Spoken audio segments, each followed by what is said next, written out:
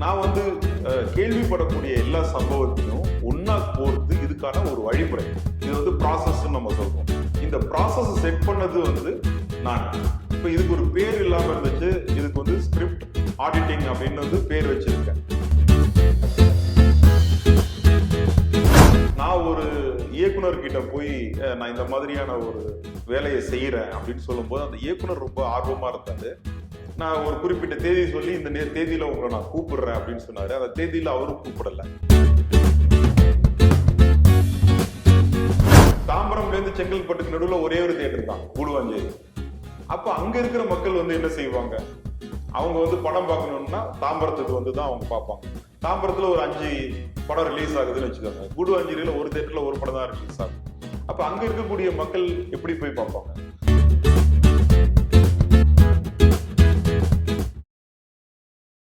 வணக்கம். இன்றைய சந்திப்பில் நம்முடன் இணைந்திருப்பவர் சினிமா ஸ்கிரிப்ட் ஆடிட்டர் எனப்படும் சினிமா திரைக்கதை தணிக்கையாளர் சாய் விஜேந்திரன் அவர்கள். வணக்கம். வணக்கம் சார். இந்த வார்த்தையே புதுசா இருக்கு.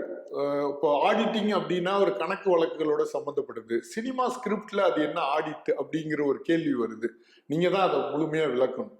ஆமா, இப்போ நம்ம வந்து ஒவ்வொரு பொருளுக்கு பின்னாடி வந்து ஒரு தரம் அப்படின்னு இருக்கு. தரத்தை நிர்ணயிக்கிறவங்க இருக்காங்க இல்லையா? ஒரு பிளாஸ்டிக் சேர் இருக்கு, அது கூட வந்து பாத்தீங்கன்னா ஒரு ISO தர சான்றிதழ் வந்து தேவைப்படுது. அப்படின்னா திரைக்கதைக்கு யார் வந்து சான்றிதழ் கொடுக்கறது? அதுக்கான ஒரு அமைப்போ இல்ல ஒரு தனி நபரோ இல்லாம இருந்தது.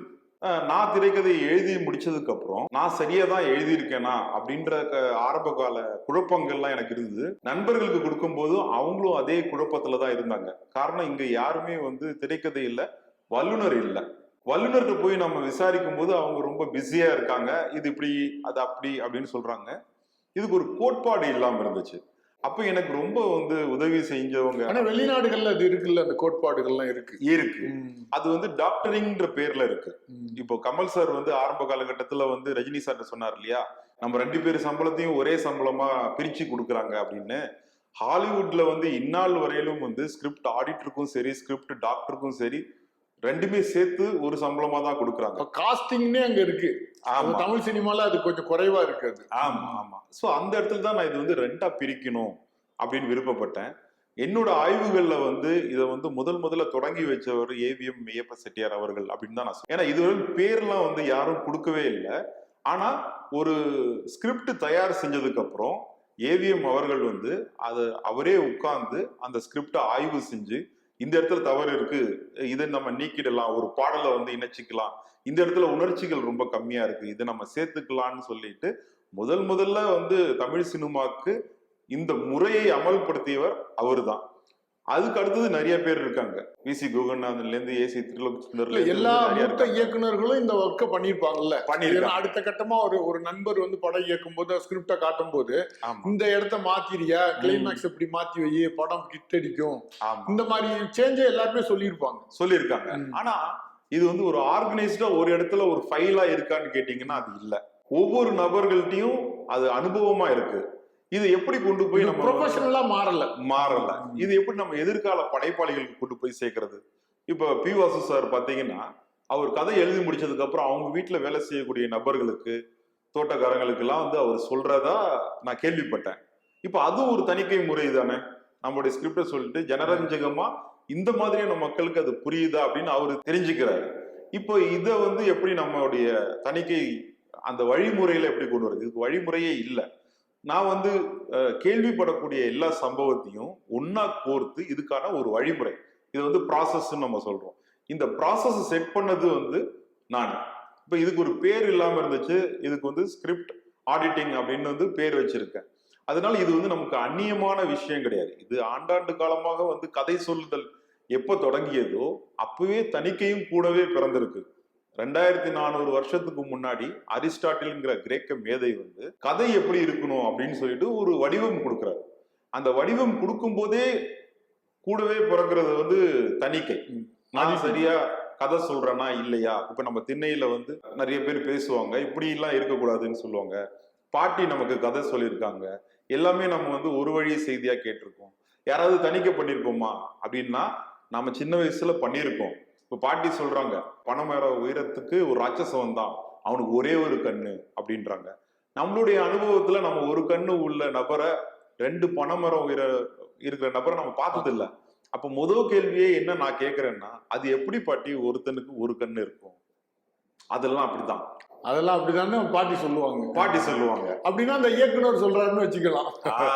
இப்ப நம்ம சமகாலத்துல நம்ம அப்படி பார்க்கும்போது ஒரு தரப்பா இருக்கக்கூடாது கதை சொல்லுதல் அப்படின்றது. எல்லாருக்கும் விஷயமா இருக்கணும். தலைமுறையா வந்து ஒரு படத்தை பாக்குறாங்க, 4 தலைமுறை சேர்ந்து ஒரு படத்தை பாக்குறாங்கன்னா எல்லாருக்கும் அது வந்து போய் சேரணும் அப்படிங்கிறது தான் என்னுடைய. ஸ்கிரிப்ட் ஆடிட்டிங் அந்த அனுபவத்துல நீங்க சொல்ற திருத்தங்களை இயக்குனர்கள் ஏற்றுக்கொள்கிறார்களா? அதாவது ரொம்ப குறைவான சதவீதமான இயக்குனர்கள் வந்து அதை ஒத்துக்கிறாங்க. அதிகமான நபர்களுக்கு இன்னும் இதோடைய முக்கியத்துவம் போய் சேரல அப்படிங்கிறதா சொல்லுவேன். ஈகோங்கிறதுலாம் அது அடுத்த விஷயம்தான். ஏன்னா நான் ஒரு இயக்குனர்கிட்ட போய் நான் இந்த மாதிரியான ஒரு வேலையை செய்யறேன் அப்படின்னு சொல்லும்போது அந்த இயக்குனர் ரொம்ப ஆர்வமா இருந்தாரு. இது நான் சொல்றது 5 வருஷத்துக்கு முன்னாடி சொல்றேன். நான் ஒரு குறிப்பிட்ட தேதி சொல்லி இந்த தேதியில உங்களை நான் கூப்பிடுறேன் அப்படின்னு சொன்னாரு. அந்த தேதியில அவரும் கூப்பிடல. நான் கூப்பிடும் போது நான் சொல்றேன் அப்படின்னு சொல்லிட்டு காலம் தாழ்த்திட்டே இருந்தாங்க. அப்புறம் 1 வருடம் கழித்து எனக்கு அவர் ஃபோன் பண்ணி வாங்க இன்னைக்கு வாங்க அப்படின்னு கூப்பிட்டாரு. போய் உட்காரும் போது கதை சொல்றாரு. கதையில இந்த இடத்துல திருத்தங்கள்லாம் இருக்கு அப்படின்னு சொல்றேன். அப்ப அவர் சொன்ன முதல் வேலையே என்னோட அசிஸ்டன்ஸ் எல்லாம் சொன்னாங்க, நீங்க கதையை வெளியில சொன்னீங்கன்னா இவர் போய் வித்துருவாரு, இது ஒரு மாயை. இப்போ ஒரு 10 பேர் முதல்ல நம்பல, இவர் வந்து கதையை வித்துருவாரு. நான் யாரு, என்னுடைய பின்புலம் என்ன, எனக்கு இதுக்கான தகுதி இருக்கா இல்லையாங்கிறதெல்லாம் அடுத்த பட்சம் தான். முதல் விஷயம், இந்த இண்டஸ்ட்ரியில கதையை அவ்வளவு சீக்கிரம் தெரியாத நபர்கள்ட்ட சொல்ல மாட்டாங்க. நண்பர்கள் பயம் இருக்கு பொதுவாவே கதை சம்பந்தமா. கதை திருட்டுன்னு ஒண்ணு இருக்குல்ல. ஆமா. அப்புறம் அவருக்கு நான் புரிய வச்சு, நான் எப்படிப்பட்ட நபர், நாங்க வந்து ஏதாவது பாண்டு பேப்பர்ல கையெழுத்து போடணும்னா கூட நான் கையெழுத்து போட்டு தரேன், NDAன்னு சொல்லுவோம். அது கூட நான் தயார். ஏன் தயார் அப்படின்னா, நம்மளுடைய எதிர்கால படைப்பாளிகள் வந்து இது வந்து தொய்வு அடைஞ்சிடக்கூடாது, இது தெரியாம இருந்துடக்கூடாது. இப்ப சினிமா அப்படின்றதே முதல் முறையா உருவான போது இது பிராக்டிக்கலா தான், செய்முறை இப்படிதான் அது உருவானுச்சு. ஒரு கேமரா எடுத்துட்டு போயிட்டு ஒரு இடத்துல வச்சு ஒரு இதுல பூந்தோட்டத்துல 4 பேர் விளையாடுறாங்க, அதுதான் ஃபர்ஸ்ட் படம் பிடிச்சாங்க.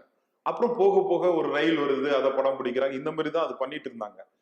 இதை வந்து அடுத்த இயக்குநர்களுக்கு எப்படி கடத்துறது? ஒருத்தர் வந்து கேட்கிறாரு, எப்படி நீங்க வந்து கேமரா வச்சீங்க, எப்படி படம் பிடிச்சீங்கன்னு கேட்கிறாரு. வாய் வார்த்தையா சொல்லிடலாம். 100 இயக்குனர் வரும்போது அங்குதான் அது தியரியா மாறுது, கொள்கையா ஒரு பாடமா மாறுது. அப்படிதான் இந்த திரைக்கதை தணிக்கையும் இன்னைக்கு வாய் வழியா நடந்துட்டு இருக்கிற ஒரு விஷயம். எதிர்காலத்துல இதுக்கு ஒரு கோட்பாடு வேணும் அப்படிங்கிறதுக்காக இதுக்கு ஒரு புத்தகம் போட்டு, திரைக்கதை தணிக்கைன்னு ஒரு புத்தகம் போட்டு புத்தகமாவே இந்த செய்முறையை நான் வழியிட்டிருக்கேன். அது மூலமா பிராக்டிஸ் பண்ணிட்டு பண்ணணும்னு நினைக்கிறவங்க பண்ணிக்கலாம், இல்ல என்கிட்ட வந்து பண்ணணும்னு நினைக்கிறவங்க அதுக்காக. இதை எத்தனை ஆண்டுகளா பண்றீங்க? நீங்க செய்த திருத்தங்கள் வந்து எந்த மாற்றத்தை கொடுத்துருக்கு சினிமாவில்? இது நான் வந்து கடந்த ஒரு 5 ஆண்டுகளா நான் வந்து செஞ்சிட்டு இருக்கேன். கொரோனா காலகட்டத்துக்கு அப்புறம் தான் எனக்கு தோணுன விஷயங்கள் வந்து நிறைய பேருக்கு அது போய் சேரணும் அப்படிங்கிறதுக்காக இதை நான் வந்து பண்ணேன். இதுவரையிலும் வந்து ஒரு 100 ஸ்கிரிப்ட் ஆடிட் பண்ணியிருக்கேன் நான். திரைப்படமா வந்தது ஒரு 10 படம் வந்திருக்கு, ஷார்ட் பிலிமா ஒரு 5 ஷார்ட் பிலிம் வந்திருக்கு. இது வந்து இயக்குனருக்கும் எனக்கும் இருக்கக்கூடிய அந்த அக்ரிமெண்ட்னால எந்தெந்த படங்கள்னு சொல்ல முடியாது. ஆனா இயக்குனரே பாராட்டத்தக்க வகையில நிறைய நான் கதாபாத்திர தன்மையை நான் வந்து பார்க்காம விட்டுருந்துருக்கேன், நீங்க சொன்னதுனால நான் இது பார்த்தேன், அதுல நான் திருத்தம் பண்ணிக்கிறேன். சில இடத்துல வந்து கதை களமே வந்து தவறான கதை களமா இருக்கு. சில இடத்துல வகை, அதாவது ஜானர்னு நம்ம சொல்லுவோம், அந்த ஜானரே வந்து மாற்ற வேண்டிய சூழ்நிலை இருக்கு. அப்புறம் கதை முன்னுக்கும் பின்னுக்குமா சொல்லும் போது அந்த ஹூக் வந்து விட்டு போயிடுது, நம்ம நான் லீனியர்னு நம்ம சொல்லுவோம். அப்படி சொல்லும் போது நான் அந்த சுவாரஸ்யமா கதை சொல்லிட்டே வரும்போது எனக்கே தெரியாம ஒரு சில கேப் இருக்கு. இந்த கேள்வி கேட்கும் போதுதான் ஆமா இந்த இடத்துல ஒரு விஷயம் நம்ம பார்க்காம விட்டுட்டோமே அப்படின்ற மாதிரி இருக்கு. இதெல்லாம் வந்து இந்த ஸ்கிரிப்ட் ஆடிட்டிங்கோட பலம் அப்படின்னு நான் சொல்லுவேன். இப்போ ஒரு சினிமா ஒரு பாக்குறோம், அதுல எது கதை எது திரைக்கதைன்னு எப்படி கண்டுபிடிக்கிறது? அதாவது கதை அப்படின்றது எப்போதும் ஒரு கருதான். என்ன பொறுத்தவரையிலும் சம்பவம் மூலமா கதை உருவாகும், இல்லைன்னா கதாபாத்திரங்கள் மூலமா கதை உருவாகும். இப்போ ஒரு மனிதர், மாமனிதர் ரொம்ப நல்லவர், அவரை வச்சு நான் கதை பண்ணணும் அப்படிங்கிறதுக்கு அப்புறம் தான் சம்பவம் வருது. இப்போ ஒரு ரோட்ல ஒரு ஆக்சிடென்ட் நடக்குது, அதை யாருமே பார்க்கல, அதுக்கப்புறம் தான் கதாபாத்திரங்கள் உள்ள வராங்க. ஸோ இது 2 வழி தான் நம்ம வந்து கதையா உருவாக்குறதுக்கு. அதுக்கப்புறம் தான் இந்த இந்த இடத்துல என்னென்ன மாதிரி கதாபாத்திரங்கள் வரணும், அவங்களுடைய தன்மை என்ன, இவங்க என்ன உலகத்துல இருக்கணும், என்ன வகையில இருக்கணும், இதெல்லாம் கதை சார்ந்தது. ஆனா திரைக்கதை அப்படின்றது நான் உங்ககிட்ட என்ன மாதிரி சொல்ல போறேன், எந்த காட்சியை முதல்ல சொல்ல போறேன், எந்த காட்சியை பின்னாடி சொல்ல போறேன். திரைக்கதை அப்படிங்கிறது சம்பவங்களின் கோர்வை. ஆனா கதை வந்து சம்பவங்களின் கோர்வை கிடையாது. கதை வந்து நம்ம சொல்ற ஒரு ஒற்றை வரி விஷயங்கள் தானே தவிர மற்றபடி சம்பவங்கள் வந்து அதுக்கு அப்புறம் தான் அதுக்குள்ள. இப்ப பொதுவா தமிழ் சினிமா இயக்குனர்கள்லயே ஷார்ட்டா ஒரு காட்சியை விளக்குறவங்க இருக்காங்க. மணிரத்னம் வந்து ஒரு டயலாக்லயே சொல்லுவாரு, சின்ன ஷார்ட்ல சொல்லுவாரு. சில இயக்குனர்களுக்கு ரொம்ப பெரிய வசனங்களும் பெரிய காட்சிகளும் தேவைப்படும். இந்த வேரியேஷன் இருக்குல்ல சினிமாவில், அதை எப்படி பாக்குறீங்க? அதாவது படைப்பாளிகள் 3 விதமா இருக்காங்க, பார்வையாளர்களும். இந்த 3 விதத்துல ஃபர்ஸ்ட் வந்து விஷுவல், காட்சி மொழியில கதை சொல்றவங்க. அடுத்தது வந்து ஆடிட்ரி, வாய் மொழியில கதை சொல்றவங்க. 3வது கினஸ்தட்டிக், உணர்ச்சி மூலமா கதை சொல்றவங்க. இந்த உணர்ச்சி அப்படின்றது நம்ம விஷுவல்லையும் கொண்டு வந்துக்கலாம், ஆடிட்ரியும் கொண்டு வந்துக்கலாம். இப்போ சங்கர், மணிரத்னம் போன்றவர்கள்லாம் வந்து காட்சி மொழியில வந்து உங்களுக்கு சொல்றாங்க. அதனாலதான் அவங்களுக்கு வந்து எழுத்தாளர் தேவைப்படுறாரு. சுஜாதா மாதிரியான ஆடிட்ரி பர்சன் உங்களுக்கு தேவைப்படுறாரு. ஸோ இவங்க எடுக்கிற படங்கள்லாம் நீங்க வந்து பாத்தீங்கன்னா அதிக வசனம் இருக்காது. இப்போ 96 பிரேம் மாதிரியான இயக்குனர் மெய்யழகன் பாத்தீங்கன்னா அங்க வசனங்கள் அதிகமா இருக்கும். ஏன்னா அவங்க ஆடிட்ரி பர்சன். இப்ப நம்ம ராமநாராயணன் சார் மாதிரியான நபர்கள்ல வந்து உணர்வுகள் அதிகமா இருக்கிறவங்க. அதனால இப்ப ஒரு கடவுள் சார்ந்தது, இப்ப இல்ல வந்து ஒரு விலங்கு சார்ந்தது, இல்ல கண்ணுக்கு தெரியாத அமானுஷ்யங்கள் சார்ந்தது, அது மூலமா வந்து அதுக்கு முன்னாடி சொல்லுவாங்க. ஸோ படைப்பாளிகள் வந்து எந்த மாதிரியான இதுல இருக்காங்க, வகையில இருக்காங்களோ அது சம்மந்தப்பட்டு தான் நம்ம அவங்களுடைய ஸ்கிரிப்டை ஆடிட் பண்ண முடியும். இப்ப புதுமுக இயக்குனர்கள் எல்லாம் அவங்களுடைய முதல் கதையை சினிமாவா எடுக்கிறாங்க. அப்புறம் அவங்க வாழ்ந்த வாழ்க்கை, அவங்க ஒரு ஜாதியிலேயோ ஒரு இனத்திலேயோ பிறந்திருப்பாங்க, இல்லாட்டி ஒரு ஊர்ல பிறந்திருப்பாங்க. அது சார்ந்த ஸ்பெஷலைஸ்டான ஒரு லைஃப் இருக்குல்ல, அந்த கதையை அவங்க எடுப்பாங்க. அப்ப அந்த கதையில நீங்க திருத்த சொல்லும் போது அது அந்த கல்ச்சரை நீங்க புரிஞ்சுக்கிறது மாதிரி ஒரு இது வேணும்ல, அந்த தன்மை வேணும்ல நமக்கு. கட்டாயமா. ஆனா நம்ம அவங்க அதை ஏத்துக்கணும். கட்டாயமா. ஆனா நான் பார்த்த வரையிலும் அவங்களுடைய கலாச்சாரத்திலேயோ அவங்களோட சம்பவங்கள்லயோ நான் வந்து மாற்றங்கள் செய்யறது இல்லை. ஆனா நான் செய்யறது என்னன்னா, நீங்க எப்ப சொல்லணும், எப்படி சொல்லணும், அந்த சொல்லும் முறையில தான் வந்து மாற்றம். இப்ப நிறைய கிராமத்து இளைஞர்கள்லாம் வந்து எனக்கு ஸ்கிரிப்ட் கொடுப்பாங்க. அப்ப அவங்க பார்த்ததை அப்படியே பதிவு பண்ணிடுறாங்களே தவிர அதை சுவாரஸ்யமான ஒரு சம்பவமா சொல்லணும். இப்போ ஒரு திருவிழா நடக்குது, அந்த திருவிழா இப்படி நடந்துச்சு அப்படின்னு சொல்றாங்க தவிர இந்த திருவிழா இப்படிலாம் நடந்துச்சு. இப்போ ஃபர்ஸ்ட் ஷாட் நம்ம என்ன காமிக்கிறோம், ஒரு பெரிய ஒரு உருவத்தை சுத்துது, கோயில காமிக்கிறோம், இப்படி சொல்றோமா? ஒரு ஏரியல் வியூ காமிக்கிறோமா? இல்ல வந்து 2 பசங்க பேசிக்கிறாங்க, நாளைக்கு காலையில திருவிழா ஆரம்பிக்குதுடா, நம்ம என்னென்னலாம் பண்ணணும், இப்படி ஸ்டார்ட் பண்ணணுமா? இந்த முறையை தான் நான் வந்து அவங்களுக்கு சொல்றேனே தவிர அவங்களுடைய கதையிலயோ கலாச்சாரத்திலயோ நான் எந்த ஒரு மாற்றமும் நான் செய்யறது இல்லை. இப்ப தமிழ் சினிமாவில பாத்தீங்கன்னா சிறந்த திரைக்கதை ஆசிரியர்கள் அப்படின்னு நீங்க யாரெல்லாம் சொல்ல முடியும்? கட்டாயமா அதுல வந்து கமல்ஹாசன் அவர்களும் வந்து ஒரு நபர் இருக்காரு. அப்புறம் கே பாலச்சந்தர், எஸ் பாலச்சந்தர், அப்புறம் பாரதி ராஜா, இவங்க எல்லாருமே கே பாக்யராஜ் அவர் தான் திரைக்கதை மன்னர். ஆமா ஆமா. ஸோ இந்த வரிசையில நிறைய பேர் இருக்காங்க. அதனால ஒருத்தர் சொல்ல முடியும். டி ராஜேந்தர் அவர்கள் பாத்தீங்கன்னா அவருக்கு ஒரு திரைக்கதை பாணி இருக்கு. அந்த திரைக்கதை தான் அவர் வந்து சொல்லுவாருங்க. இப்போ நாங்க வந்து பேட்டர்ன் அப்படின்னு சொல்லுவோம். அந்த பேட்டர்ன்ல இருந்து அவங்க மாற மாட்டாங்க. பாக்யராஜ் அவர்கள் ஒரு பேட்டர்ன் வச்சிருந்தாருன்னா அந்த பேட்டர்ன்ல இருந்து மாற மாட்டாங்க. அந்தந்த ஜானருக்கு அவங்களோட வகை ரொம்ப சிறந்ததா இருக்கும். அதனால இவங்க தான் ரொம்ப சிறந்தவங்க அப்படின்றது நம்ம சொல்லக்கூடாது. காமனா திரைக்கதைக்குன்னு ஒரு பேட்டர்ன்ஸ் இருக்கா, அல்லாட்டியும் ஒவ்வொரு இயக்குனருக்கும் அது வேறுபடுமா? ஆமா, இப்படி சொல்றேன் நான். இப்ப நம்ம வந்து காலையில எழுச்சி இட்லி, தோசை, பூரி, பொங்கல் இப்படி சாப்பிடுறோம். இதுல எது சிறந்ததுன்னு நம்ம கேட்டா நம்ம என்ன சொல்றது இல்லையா? அப்போ எதுக்கு தேவை? இப்போ பொங்கலை வந்து மதியம் நம்ம சாப்பிட மாட்டோம், கரெக்டுங்களா? நைட்டு வந்து ஃபுல் மீல்ஸ் சாப்பிட மாட்டோம். இப்பெல்லாம் ஏன் வச்சிருக்கோம்? இந்த கோட்பாடை யார் கொண்டு வந்தது?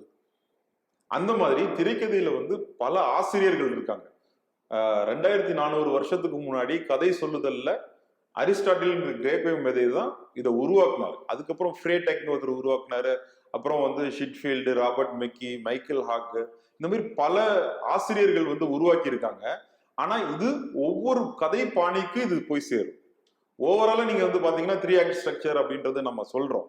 ஆனா இப்போ ஃபிக்ஷன் கர்வ் அப்படின்னு ஒண்ணு இருக்கு. இது வந்து பாத்தீங்கன்னா கைதி மாதிரியான விறுவிறுப்பான படம். இப்ப சிசுன்னு ஒரு படம் வந்துச்சு, ரொம்ப பிரமாதமா பேசப்பட்டுச்சு. அதெல்லாம் இந்த மாதிரியான பாணியில வந்து எடுக்கப்படுது.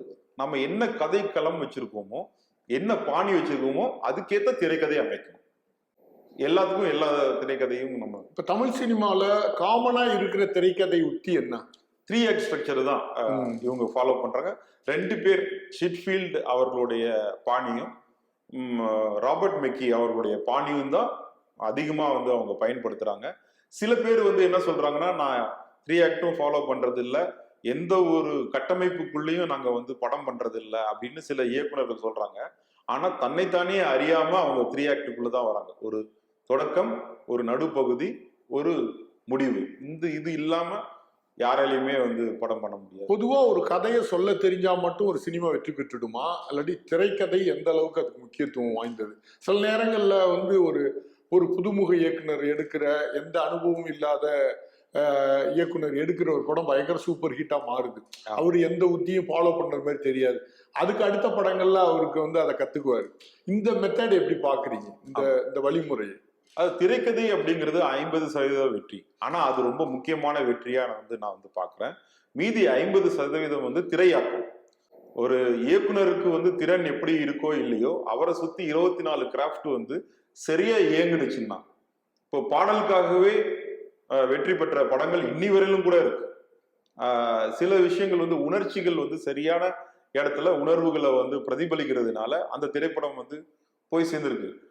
ஆரம்பத்திலேருந்து 1 மணி நேரம் வரை படத்துல ஒண்ணுமே இல்லாம இருந்தாலும் அடுத்த 1 மணி நேரம் ஏதோ ஒரு விஷயத்தினால கனெக்ட் ஆகுது அப்படின்னா கட்டாயமா வந்து மக்கள் வந்து பாக்குறாங்க. ஆனா இது திரையாக்கம் தான். திரைக்கதை அப்படின்றது பேப்பர்ல மட்டும்தான். ஆனா அது ரொம்ப முக்கியமான விஷயம். மேக்கிங், பிலிம் மேக்கிங்கிறது அது தனி. அந்த மேக்கிங், அந்த படம் தயாரிக்கிறது முக்கியமானது, எடுக்கப்படுறது. ஆமா, அதனாலதான் ரைட்டர் பாத்தீங்கன்னா ஆடிட்டரி ஸ்கில்ஸோட இருக்கணும். அதாவது வாய்மொழி திறன்ல அதிகமா இருக்கணும். நிறைய புக்ஸ் படிக்கணும், நாவல்ஸ் படிக்கணும், இலக்கியங்கள் படிக்கணும்னு ஏன் சொல்றாங்கன்னா, எழுத்துன்றது தனிக்கலை. அதாவது 24 கிராஃப்ட்ல டைரக்ஷனோட ரைட்டிங் என்னைக்குமே சேர்க்கல. வெள்ளக்காய் இன்னி வரையிலும் சேர்க்கல. ஆனா நம்ம வந்து கதை, திரைக்கதை, வசனம், டைரக்ஷன் ஒரு ஆடிட்டரி ஸ்கில்லையும் விஷுவல் ஸ்கில்லையும் நம்ம சேர்த்துக்கணும். ஆனா அப்படி சேர்க்கக்கூடாது. இப்ப இதுவரைக்கும் உங்களுடைய இந்த அனுபவத்துல பிளாப்பான படங்கள் தமிழ்ல சொல்றோம்ல, நிறைய பிளாப் ஆகுது, தோல்வி படங்கள். மிகச்சிறந்த படமா இருக்கு, தியேட்டர்ல ஓட மாட்டுது. இந்த படங்கள்ல உள்ள எரரை நீங்க எதுவும் ரிசர்ச் பண்ணிருக்கீங்களா? ஆமா, இதுல வந்து என்னன்னா, மக்களை கவர்ற மாதிரி நம்ம திரையாக்கம் பண்ணணும். அது 1% அப்படின்னா, அவங்கள போய் சேர்ற அளவுக்கான மார்க்கெட்டிங் நம்ம இன்னும் பண்ணல. இப்ப இதே சென்னையில வந்து பாத்தீங்கன்னா, ஒரு சின்ன கிளஸ்டர் வடபழனி அப்படின்னு எடுத்தீங்கன்னா, இங்க வந்து நிறைய தியேட்டர் இருக்கு. போக போக போக போக தியேட்டருடைய அளவு ரொம்ப கம்மியா இருக்கு. தாம்பரம்ல இருந்து செங்கல்பட்டுக்கு நடுவில் ஒரே ஒரு தியேட்டர் தான், கூடுவாஞ்சேரி. அப்ப அங்க இருக்கிற மக்கள் வந்து என்ன செய்வாங்க? அவங்க வந்து படம் பார்க்கணும்னா தாம்பரத்துக்கு வந்து தான் அவங்க பார்ப்பாங்க. தாம்பரத்துல ஒரு 5 படம் ரிலீஸ் ஆகுதுன்னு வச்சுக்கோங்க. கூடுவாஞ்சேரியில ஒரு தியேட்டர்ல ஒரு படம் தான் ரிலீஸ் ஆகுது. அப்ப அங்க இருக்கக்கூடிய மக்கள் எப்படி போய் பார்ப்பாங்க? அவங்களுக்கு முன்னாடியே அவங்க இந்த மாதிரியான ஹீரோ படம் வந்தா மட்டும் நாம திரையரங்குக்கு போகலாம். ஏன்னா அப்பதான் செலவு பண்ணி போறதுக்கு ஒரு இது இருக்கு. ஸோ நான் ஏன் இந்த படத்தை பார்க்கணும் அப்படின்றது, சின்ன படங்கள் வந்து மக்கள்கிட்ட கொண்டு போய் சேர்த்துட்டாங்க அப்படின்னா கட்டாயமா வந்து சிறு படங்களும் பெரு வெற்றி அடையும். இல்ல அந்த ப்ரொமோஷன்ங்கிறது முக்கியம்னு நினைக்கிறீங்க? ஆமா, அந்த ப்ரொமோஷன்லயே என்ன சொல்ல வரும், என்ன சொன்னா மக்கள் வந்து திரையரங்குக்கு வருவாங்க அப்படின்னு ஒண்ணு இருக்கு. சிறு படங்கள்லாம் வந்து கவனம் செலுத்தாத விஷயங்கள் வந்து பாடல்கள். ஏன்னா இன்னி வரையிலுமே வந்து பாடல்களுக்காகவே பல படங்கள் வெற்றி பெற்றுட்டு இருக்கு. இப்ப உதாரணமா தக் லைஃப் நீங்க எடுத்தீங்கன்னா, பாடல் வந்து அவ்வளவு பெரிய வெற்றி. படம் வந்து அவ்வளவு பெரிய வெற்றி இல்லை. ஆனா தியேட்டர்ல வந்துட்டு போனவங்க வந்து பாத்தீங்கன்னா, இந்த பாடல் இருக்கும்னு நாங்க வந்தோம், அது இல்லை, அது பெரிய ஏமாற்றமா இருக்கு. நீங்க அந்த படம் பார்த்துட்டு வந்தவங்களுடைய ரியாக்ஷன் இருக்கு இல்லையா, அந்த வீடியோஸ்லாம் யூடியூப்ல இருக்கு. அது நீங்க பாத்தீங்கன்னா முக்காவாசி பேர் நாங்க வந்து இந்த பாட்டு இருக்குன்னு வந்தோம், அந்த பாட்டு இருக்குன்னு வந்தோம், அந்த பாட்டு இல்லாத ஏமாற்றமா இருக்கு. ஸோ பாடல்கள் இருந்திருந்தாலே அந்த படம் ஓரளவுக்கு. இன்னொன்னு, இப்ப நம்ம சினிமாவை 2 வகையா ஒண்ணு பாக்குறோம். ஒண்ணு சூப்பர் ஹிட் கமர்ஷியல் படங்கள், வெகுஜன படங்கள், பாடல்கள், சண்டை காட்சிகள். இன்னொன்னு அதுக்கு அதுக்கு பேரலா இன்னொரு சினிமா இருக்கு, மாற்று சினிமான்னு சொல்றாங்க. அது வந்து ஒரு கதை அப்படியே லெங்தா சொல்லிக்கிட்டே போறாங்க, அதே அவங்க பேசிக்கிட்டே இருப்பாங்க, காட்சிகள் மட்டும் நகரும், திருப்பங்கள் இருக்காது. இப்ப கூழாங்கல்னு ஒரு திரைப்படம் வந்து அது வந்து ரோட்டர்டாம் ஃபெஸ்டிவல் எல்லாம் அவார்டு வாங்கின படம். பார்த்தா நடந்துகிட்டே இருப்பாங்க அப்பா பிள்ளையும், கடைசி வரைக்கும் நடப்பாங்க. அது வந்து என்னடா இப்படி நடந்துகிட்டே இருக்காங்களேன்னு ஒரு வெகுஜன சினிமா ரசிக்கிறவனுக்கு அது கஷ்டமா இருக்கும். இப்ப அதுவும் ஒரு சினிமா தானே வளர்ந்துகிட்டே இருக்கு. இப்ப நம்ம இந்த ப்ரொஃபஷனல் தியரிஸை வச்சு அதை இது பண்ண முடியாது இல்ல. இது படைப்பாளிகளுக்கு தான் அந்த சினிமா இந்த சினிமா அப்படின்றதே தவிர பார்வையாளர்களுக்கு ஒரே ஒரு சினிமா தான், அவங்களை எங்கேஜ் பண்ணுமா பண்ணாதான். அது எப்படிப்பட்ட படமா இருந்தாலும் சரி. இப்படி நீங்க 96 வந்து எந்த வகையில நீங்க எடுத்துப்பீங்க? அவங்களுக்கு அந்த சீன் கனெக்ட் ஆகுதா? படம் வந்து ஸ்லோவா போகுதா? 96 அப்படிதான் சொல்லிட்டாங்கல்ல, பேசிக்கிட்டே இருக்கானுங்க அப்படின்னு. ஆனா ஓடிடில போகும்போது ஒரு மகா ஹிட் ஆயிட்டு. அங்க மெய்யழகன்ல ஸ்ட்ரேஞ்சர் திங்ஸ்னு ஒண்ணு இருக்கு. அதாவது தெரியாத நபர் தான் இன்னொருத்தருக்கு உதவி பண்ணணும். நீங்க கார்த்தி அவர்களுடைய கதாபாத்திரத்தை நீங்க நீக்கிட்டா கூட அந்த கதை வந்து உங்களுக்கு ஒரு பொருள் கொடுக்கும். இவருக்கு வந்து அரவிந்த் சுவாமிக்கு ஒரு பிரச்சனை இருக்கு, வீட்டு பிரச்சனை இருக்கு, அவர் ஒரு கல்யாணத்துக்கு போறாரு, திரும்பி வரத்துக்குள்ளார ஒரு 4 பேர்கிட்ட உதவி கேட்கிறாரு, 4 பேர்கிட்டையும் உதவி கிடைச்சிருது, அவர் வீட்டுக்கும் பணம் கொடுத்துட்டார். இப்ப கார்த்திகை எங்கிருந்து வந்தாரு? இந்த இடத்துலதான் ஒரு தணிக்கையாளருடைய தேவை இருக்கு அங்க.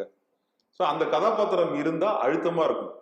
அடியோ சமிகோ நீங்க எடுத்தீங்கன்னா 2 கதாபாத்திரமும் முக்கியம். அன்பே சிவம் எடுத்தீங்கன்னா 2 கதாபாத்திரமும் முக்கியம். 2 பேருமே ஸ்ட்ரேஞ்சர்ஸ் தான். அப்படிதான் வந்து நம்ம கதையை வடிவமைக்கணும். இன்று பிரபலமா இருக்கிற தமிழ் சினிமா இயக்குநர்களுக்குன்னே அவங்கவுங்க சினிமாவை நம்ம தனித்தனியா பிரிக்க முடியும்ல இந்த திரைக்கதை உத்தியை வச்சு. ஆமா, அவங்களுக்குன்னு ஒரு பாணி இருக்கு, அவங்களுக்கு ஒரு பேட்டர்னே இருக்கு. இவங்க இந்த படம் தான் பண்ணுவாங்க அப்படின்றது இருக்கு. இப்ப லிங்குசாமி சார் பாத்தீங்கன்னா சாதும் இரண்டார் அப்படின்ற ஒரு தீம் வச்சுதான் அவர் பண்ணிட்டு இருக்காரு. ஆனந்தம்ன்ற படத்தை நீங்க விட்டுட்டீங்கன்னா அது அவருடைய வாழ்க்கை படம்னு சொல்றாங்க. அப்படி விட்டுட்டீங்கன்னா மீதி 2ல இருந்து சண்டைக்கோழிலேருந்து அஞ்சான்ல இருந்து எல்லாருமே பாத்தீங்கன்னா ஹீரோ வந்து சாதுவா இருப்பாரு, ஒரு சிச்சுவேஷன்ல அவர் வெகுண்டு எழுவாரு. செகண்ட் வாரியர் வரையிலும் பாத்தீங்கன்னா அந்த பாணி தான். சிறுத்தை சிவா அவர்கள் வந்து சிறுத்தையில இருந்து கங்குவா வரையிலும் வில்லன் கிட்ட இருந்து ஹீரோ யாரையோ காப்பாத்துறாரு. அது ஒரு குடும்பமா இருக்கலாம், ஒரு தனிநபரா இருக்கலாம், அது குழந்தையா இருக்கலாம், ஆணோ இருக்கலாம், பெண்ணோ இருக்கலாம். இதுதான் அவரோட பாணி. அடுத்தது வந்து இவங்க இந்த மாதிரியான பேட்டர்னுக்குள்ள போய் விழுவாங்க அப்படின்றது என்ன மாதிரியான ஒரு ஆய்வாளரால அது கண்டுபிடிக்க முடியும். நீங்க லைன் போட்டு பிரிச்சிடலாம் எல்லாரையும். ஆமா, இது என்னன்னா நான் ஒரு 3 கதை எழுதும் போது 3த்துலயும் வந்து ஒரு சம்பவம் வந்து தொடர்ந்து நடந்துகிட்டே இருக்கு. இதை நான் பார்க்கும்போது ஏன் இது தொடர்ந்து நடந்துட்டு இருக்கு அப்படின்னா இது வந்து ஒரு உளவி சைக்காலஜியில வந்து இப்படிதான் இருக்கும். எனக்கு ஒரு தணிக்கையாளர் தேவைப்படுவார். அப்ப இந்த தவறுகள்லாம் நீங்க செஞ்சிட்டு இருக்கீங்க. இப்போ ஒரு டாக்டருக்கு வியாதி வந்துச்சுன்னா அவர் இன்னொரு டாக்டர் கிட்ட போறாருல, அந்த மாதிரி தணிக்கையாளர் நாங்களே வந்து ஒரு கதை எழுதுறோம் அப்படின்னா எங்களுக்குமே வந்து ஒரு தணிக்கையாளர் தேவை. இப்ப நீங்க சொல்ற எரரை திருத்துறவருக்கு டாக்டர்னு பேரா? இல்ல, திருத்துறவங்களுக்கு ஆடிட்டர்னு பேரு. இது என்ன கதைகளை கண்டுபிடிக்கிறவர், குறைகளை கண்டுபிடிக்கிறவர் நீங்க ஆடிட்டர். ஆமா, இதை ரெக்டிஃபை பண்றவர் டாக்டர். இது எந்த ஸ்கிரிப்ட் டாக்டர். இந்த ஸ்கிரிப்ட் டாக்டர் வந்து ரிப்பேர் அண்ட் பாலிஷ் இது 2 இது பண்ணுவாரு. நாங்க வந்து எங்க பிரச்சனை இருக்கு அப்படின்றத கண்டுபிடிப்போம். தணிக்கையாளர்களும் மருத்துவரா மாற முடியும். ஆனா அதுக்கு வந்து இன்றைய காலகட்டத்துல வந்து இயக்குனர்கள் அந்த இடத்துக்கு இன்னும் வரல. இப்ப தமிழ் சினிமால இன்றைய நிலையில இந்த உங்களுடைய அந்த ஸ்கிரிப்ட் தணிக்கைங்கிறதுக்கான வாய்ப்புகள் எப்படி இருக்கு? இது எப்படி எது வளர்ந்து வருகிற ஒரு விஷயமா இருக்காது தமிழ் சினிமா? ஹாலிவுட்ல இது இன்னும் வளர்ந்து வர விஷயங்கள் தான். பெரிய அளவில் அங்கேயே வந்து ஒரு ஸ்கிரீன் கிரெடிட் எல்லாம் கொடுக்கல, ரொம்ப சில பேருக்கு மட்டும்தான் அவங்க கொடுத்துருக்காங்களே தவிர. ஆனா இந்த வேலையை பல பேர் வந்து செஞ்சிட்டு இருக்காங்க, மறைமுகமா செஞ்சிட்டு இருக்காங்க. இது ஆகும், இன்னும் ஒரு 10 வருஷம் கூட ஆகும்னு நினைக்கிறேன் இதுக்கான அங்கீகாரம் கிடைச்சி வர்ற அளவுக்கு. ஆனா இதை நீங்க முழுமையா நம்பி இதுலயே இறங்கிட்டீங்க இப்ப? ஆமா, 5 வருஷமா நான் இதுலதான் இருக்கேன், முழுமையா இந்த வேலை தான். ஆமா, முழுமையா இந்த வேலை தான் இருக்கேன். நான் பிற்காலத்துல நான் இயக்குதல் செய்தாலும் இல்ல வந்து நான் திரைக்கதை மற்றவங்களுக்கு எழுதி கொடுத்தாலும் இந்த ஒரு விஷயம் வந்து இந்த ஒரு சமுதாயத்துக்கு நம்ம செய்யணும் அப்படின்றது இருக்கு. இப்ப தமிழ் சினிமாக்கள் இப்போது எடுக்கப்படுகிற படங்கள்ல பொதுவான திரைக்கதையில வர்ற எரர்ன்னு எதை பாக்குறீங்க? ஒரு பொதுவான இது இந்த எரர் எல்லா படத்துலயும் இருக்கு அப்படின்னு எதுவும் சொல்ல முடியுமா? கட்டாயமா. இது வந்து ஜம்ப் ஸ்ட்ராக்ட்னு நான் ஒரு பேர் வச்சிருக்கேன். ஜம்ப்னா தாவுதல், ஸ்ட்ராக்ட்ன்றது அப்ஸ்ட்ராக்ட், அதுக்கு வந்து உருவமே கிடையாது, அருவம். ஸோ இது எப்படி பண்றாங்கன்னா கதை எங்கேருந்து தொடங்குதுன்னே தெரியல, காட்சி எங்கேருந்து தொடங்குதுன்னு தெரியல. அந்த காட்சியில இருந்து வேற ஒரு டைம் லைனுக்கு குதிச்சிடுறாங்க. அப்ப அந்த இடத்துல நம்ம ஒரு விஷயம் விட்டுருக்கோமோ அப்படின்னு பாத்தீங்கன்னா, இப்போ ஒரு உதாரணத்துக்கு நம்ம டியூ டே எடுத்துப்போமே. இன்டர்வல்ல வந்து கல்யாணம் நடக்குது. இன்டர்வல் முடிஞ்ச உடனே 6 மாதத்திற்கு பிறகு அப்படின்னு ஒரு கார்டு போடுறாங்க. அப்ப அந்த கல்யாணம் நடந்து 6 மாசத்துல ஹீரோவோட அம்மா வராம இருந்திருப்பாங்களா, இல்ல இந்த காதலன் வராம இருந்திருப்பானா, இல்ல சரத்குமார் அவர்கள் அங்க வராம இருந்திருப்பாரா? அப்ப அதுக்குள்ள உங்களுக்கு ஒரு சுவாரஸ்யமான ஒரு கதை இருக்கே, அது எங்க அப்படின்னு கேட்கும்போது அது இல்ல. அது படம் சக்சஸ், அவ்வளவுதான். ஆமா ஆமா. இப்ப ஒரு சக்சஸான பிலிம்ல கொஸ்டின்களுக்கு இடம் இல்லாம போயிடுது இல்ல, இடம் இல்லாம போயிடுது. அது ஒரு இதா இருக்கு. ஆமா ஆமா. இன்னொன்னு வந்து ரைட்டர்ஸ் பெண்ட்னு ஒரு பேர் வச்சிருக்கு. என்னன்னா, எழுத்தாளர் வந்து தன்னுடைய இஷ்டத்துக்கு தகுந்த மாதிரி கதையை வளர்ச்சிக்கலாம், சம்பவங்களை வளர்ச்சிக்கலாம், கதாபாத்திரத்தை வளர்ச்சிக்கலாம் அப்படின்றது இருக்கு. இது மிகப்பெரிய எரர். இது ஒரு உதாரணத்துக்கு நான் சொல்றேன்னா, இப்போ ஒரு வட சென்னையில தனுஷ் வந்து எப்படி அந்த சிறைசாலைக்குள்ள வராரு அப்படின்னு கேட்டீங்கன்னா, இவங்க 2 பேரும் வெளியில வந்து சண்டை போட்டு இருந்தாங்க. ஏன்னு கேட்க போன கான்ஸ்டபிளை வந்து அடிச்சாங்க, அதனால தூக்கி உள்ள போட்டோம் அப்படின்னா, உண்மையா அது மாதிரி நடக்குமா? நடக்காது. அவங்கள வந்து ஒரு சாதாரண போலீஸ் ஸ்டேஷன்ல கூப்பிட்டு போயிட்டு எஃப்ஐஆர் பண்ணி கோர்ட்ல போட்டு, அது பக்கத்துல இருக்கிற ஒரு சின்ன காவல் சிறையில வைப்பாங்க. காவல் நிலையத்துல தான் அது போடுவாங்களே தவிர டைரக்டா ஒரு சென்ட்ரல் ஜெயிலுக்குள்ள கொண்டு வந்து இவ்வளவு பெரிய கைதி இருக்கிற இடத்துல பண்ண முடியாது. அப்ப அதுக்கு மாற்று வேலைகள் என்னவோ திரைக்கதையில அது அப்படி பண்ணணும். இது வந்து ரைட்டர்ஸ் பெண்ட். ஸோ நம்மளுடைய இஷ்டத்துக்கு ஏற்ற மாதிரி கதைகளை நம்ம வளர்ச்சிக்கிறோம். அதனால என்னன்னா, சம்பவங்கள்ல உண்மைத்தன்மை இல்லாம போயிடுது. இந்த துறை இன்னும் வளரல. அந்த சினிமா பூதாகரமா வளர்ந்துருக்கு. ஆனா நீங்க சொல்ற அந்த ஸ்கிரிப்ட் ஆடிட்டிங்கிற ஒரு துறை வந்து புதுசா இருக்கு தமிழ்ல. எல்லாருக்கும் ஒரு பயம் இருக்கு, கதை திருட்டு போயிடுமோன்னு. ஆனால் இவ்வளவு ஒரு இப்படி இருக்கிற ஒரு சூழல்ல இதை நம்பி எப்படி நீங்க இறங்கிருக்கீங்க? இது வந்து இந்த படைப்புல இருக்கக்கூடிய ஒரு தீராத ஒரு காதல். இந்த திரையுலகில் எனக்கு இருக்கக்கூடிய பேர் அன்பு அப்படின்னு தான் நான் சொல்லணும். நான் ரொம்ப கஷ்டப்பட்டு கண்டுபிடிச்சேன். எனக்கு இதை கண்டுபிடிக்கிறதுக்கே ஒரு 15 வருட காலம் ஆச்சு. இந்த பிரச்சனையை வந்து மற்றவங்க வந்து அந்த அவஸ்தையை வந்து மற்றவங்க படக்கூடாது அப்படின்றது தான் என்னோட ஒரே நோக்கம். அதனால இது என்னோட புத்தகங்கள் மூலமா அவங்க புரிஞ்சுக்கிட்டாலும் சரி, இப்போ ஏன் மூலமா வந்து அதை தெரிஞ்சுக்கிட்டாலும் சரி, இது ஷார்ட்கட் டு சக்சஸ் அப்படின்றது தான் நான் சொல்லுவேன். ஏன்னா இந்த மாதிரியான ஒரு விஷயம் வரும்போது 6 மாதம் நீங்க செலவு பண்ற ஒரு விஷயத்த குறுகிய காலத்துல தெரிஞ்சுக்கலாம். இப்ப நான் ஒரு படைப்பாளி கிட்ட கேட்டேன், உங்களுடைய 1 மாத செலவு என்ன அப்படின்னு கேட்டேன். நான் ஒரு ரூம்ல ஷேர் பண்ணி தங்கியிருக்கேன். அந்த ரூமு அப்புறம் சாப்பாடு, அந்த மாதத்துக்கான செலவு சேர்த்து ஒரு 15,000 ரூபாய் ஆகும் அப்படின்னாரு. இந்த கதையை எவ்வளவு நாள் நீங்க எழுதுனீங்க அப்படின்னு கேட்டேன். 1 வருட காலம் நான் எழுதினேன். இப்ப என்கிட்ட வந்தோன்னே இவ்வளவு திருத்தங்கள் செய்யணும் அப்படின்னு நான் சொல்றேன் இல்லையா, அதை நீங்க ஒத்துக்கிறீங்களான்னு கேட்டேன். ஆமா ஒத்துக்கிறேன், நீங்க சொன்னது கரெக்ட். அப்போ 15,000 × 12 மாசம் போடுங்க, இவ்வளவு செலவு இல்லையா? அதை நீங்க முதல் மாசமே நீங்க என்கிட்ட வந்திருந்தீங்கன்னா ஒன்லைன்லயே வந்து அந்த கரெக்ஷனை நான் பண்ணி கொடுத்துருப்பேன். அப்போ உங்களுக்கு எவ்வளவு கால நேரம் வந்து சேவ் பண்ணி, நேரத்தையும் சுருக்குறீங்க, செலவையும் சுருக்குறேன் நான். அதுதான் என்னுடைய முக்கியத்துவம். இதனால வந்து நான் கேட்கறது ஒரே ஒரு விஷயம் தான், ஸ்கிரீன் கிரெடிட். அப்கோர்ஸ் நான் வந்து அதுக்கான சார்ஜஸ் இருக்கு, பட் அது பெரிய அளவுல கிடையாது. இப்ப இவங்க 12 மாசம் செய்யக்கூடிய விரயம் அளவுக்கு கிடையாது. ஸ்கிரிப்ட் தணிக்கை பற்றி ரொம்ப விரிவா சொன்னீங்க. ரொம்ப ஒரு நிறைவான தகவல்கள். ரொம்ப நன்றி, வணக்கம். நன்றி. இந்த வீடியோ உங்களுக்கு பிடிச்சிருந்தா லைக் பண்ணுங்க, ஷேர் பண்ணுங்க, கமெண்ட் பண்ணுங்க. மறக்காம OH சினிமா சேனலுக்கு சப்ஸ்கிரைப் பண்ணுங்க.